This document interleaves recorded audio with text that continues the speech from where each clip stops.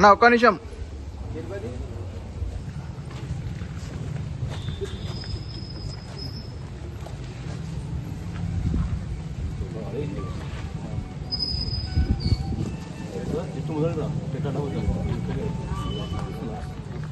Hello నాకు దొర జరిగే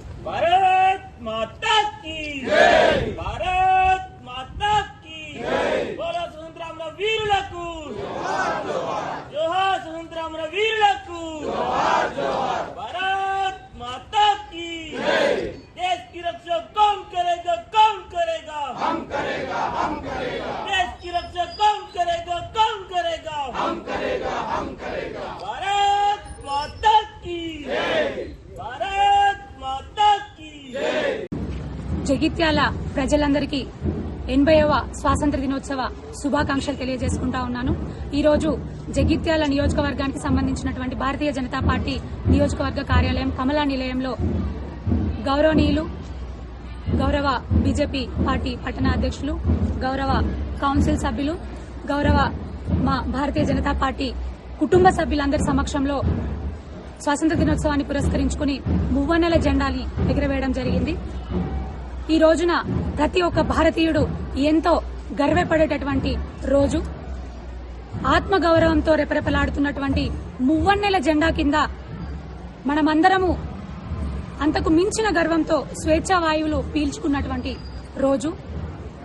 భారతదేశానికి స్వాతంత్రం రావడం మాత్రమే కాదు, వచ్చిన ఈ స్వాతంత్రాన్ని, స్వేచ్ఛని అంతకు మించిన బాధ్యతతో కాపాడుకోవడమే అసలైన స్వాతంత్రం.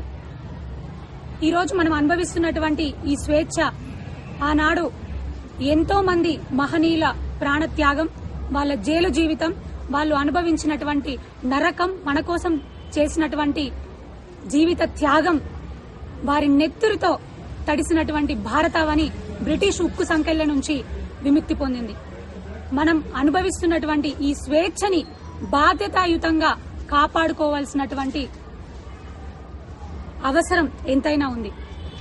ఈ రోజున ఆనాడు మహనీయులు ఏదైతే కలలు కన్నారో వారి ఆశయాలకు అనుగుణంగా గౌరవనీయులు ప్రధానమంత్రి వర్యులు నరేంద్ర మోదీ గారు భారతదేశాన్ని స్వతంత్ర భారతావనిని ప్రపంచ దేశంలోనే ఒక శక్తివంతమైనటువంటి దేశంగా ముందుంచుతున్నారు. ఈ రోజున ప్రపంచంలోనే అతిపెద్ద ప్రజాస్వామ్య వ్యవస్థ కలిగినటువంటి భారతదేశం గర్వంగా ప్రపంచ దేశాల ముందు తలెత్తుకొని తిరగగలుగుతుందంటే నరేంద్ర మోదీ గారు అనుసరిస్తున్నటువంటి పద్ధతులు, అభివృద్ధి, సంక్షేమం రెండు కన్నులుగా వారు భావించి మన భరతావనిని ముందుకు తీసుకెళ్తా ఉన్నారు.